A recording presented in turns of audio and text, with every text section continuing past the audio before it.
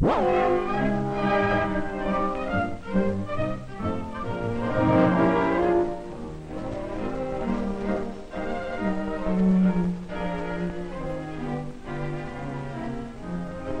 the principal's office, Frank and Mary are telephoning the publisher of the town newspaper. Frank is waiting to speak with the publisher's secretary. Mary will write a report of the conversation. Hello, Miss Hoover. This is Frank Simpson of Miss McCarthy's class at school. We'd like to visit your newspaper plant to see how newspapers are made. May we? That's right. Oh, I see. What did she say, may we? After 3. Tuesday. There are 30 of us. 2. I see. How many? Counting our teacher. A letter? We will. Thank you very much. She's nice. Well? Well, let's get that letter written. What letter? May we go to the newspaper plant? Of course we can go. Didn't you hear what I just said? Come on. What is this all about? What letter is Frank going to write? Well, certainly Mary will get to read the letter, so let's go with her. Perhaps we too can find out about it. Here we are in Miss McCarthy's classroom. There's Frank, writing his letter. Now we'll know what he was talking about on the telephone. Let's see. Dear Mr. Hanson, we would like to visit you. 2 groups with our teacher and 2 parents. We know about Tuesday and after 3 o'clock. May we? Well, we still don't know what Frank was talking about on the telephone. That's not clear. What does it mean? It's clear to me. Well, it's not to me, and I'll bet no one else can understand it either. I'll bet the woman I talked to on the phone could understand it. Is she the one you want to understand your letter, Frank? No. I want Mr. Hanson to understand it. You read it, Miss McCarthy. See if you can understand it. It isn't complete, is it, Frank? Maybe you should think through what you want to say to Mr. Hanson. Perhaps Mary can help you. Sure I will. But first I need to know what it's all about. Let's get started. We want to arrange to go to the newspaper plant, don't we? But I don't understand. What isn't here? There's just about as much here as you said on the telephone. I couldn't understand what you meant because I couldn't hear the complete conversation. This letter says only your half of it. Yes, that's the trouble. We heard only half of the conversation, Frank's half, and that wasn't enough for us to know what they were thinking and planning. That's right. What's right? We don't know unless we hear the other half of the conversation. We need to hear what the publisher's secretary said. You're speaking for Miss McCarthy's class? That's right. We have visitors only after 3 o'clock. After 3. Yes, and any day except Tuesday. Tuesday. Now that we hear both sides of the conversation, the ideas are complete, and we understand. Now Frank must find a way to make his letter complete, to make it express all the ideas, not just part of them. I see. All right, let's make it complete. The first sentence, it's complete enough, isn't it? We would like to visit you. What's left out? We would like to visit you. It's complete, Frank, to us. But is it complete to Mr. Hanson? Would he understand who we are? We could be you and me. Or the 2 of us and Miss McCarthy. Or some of the class. Or all of the class. Or just about everybody. Oh. All right. So we write, our class at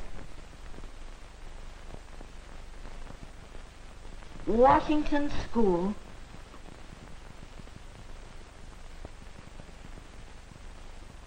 would like to visit you. maybe he wouldn't understand that either. He might think we want to visit him at his office or even at his home. We'll have to write it so he can understand our whole idea. Frank is finding how to make his letter complete. It must say what he has to say completely enough for Mr. Hansen to understand.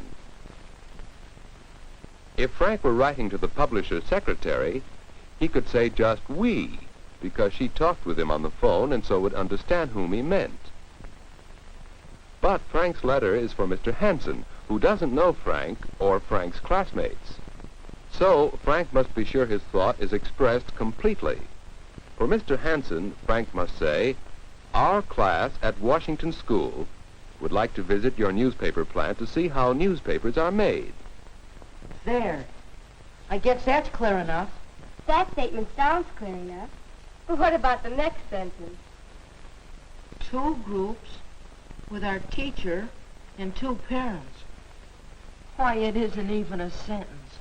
It wouldn't mean very much to Mr. Hansen. Just imagine what he might think.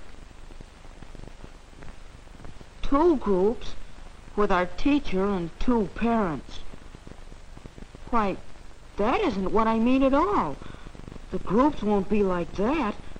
And besides, what are they doing? Incomplete expressions can mean just about anything to the other person, can't they? What do you mean? Well, I mean 2 things. So I guess I need 2 sentences. First, I mean because there are many of us in the class, we will come in 2 groups. And second, I mean Miss McCarthy and 2 of our parents will accompany us. There, that's what I want to say. There's a single thought in each sentence, and each sentence is complete. How do you know they're complete? Well, there's a subject and a predicate in each sentence, and each one is a complete thought. Look, if I just say Miss McCarthy, that's not a complete thought. It has only a subject. What about her? But if I say Miss McCarthy is coming toward us, then the sentence is complete.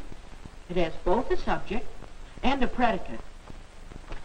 It's a good rule, isn't it, Miss McCarthy, to have a single thought in each sentence, and each sentence complete if you want to be understood. Yes, Frank, that's a usable rule for you to follow. Let's see. Is our first sentence complete? Our class at Washington School. That's the subject. Right. It tells what we're talking about. And here's the predicate. It tells what our class wants to do.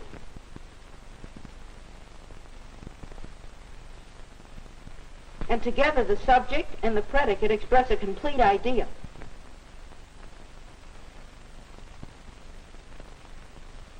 Look, Mary, while I go over the rest of the letter, you check each sentence to be sure. It contains a subject and a predicate. So they worked on the letter, following the rule, 1 thought in each sentence, and a complete thought in each sentence. That's the way to make sense with sentences. Let's show it to Miss McCarthy. When they had recopied the letter, they were sure it expressed their thoughts completely. Is it finished? Will you read it to be sure it'll be clear to Mr. Hansen? Of course. Our class at Washington School would like to visit your newspaper plant, see how newspapers are made.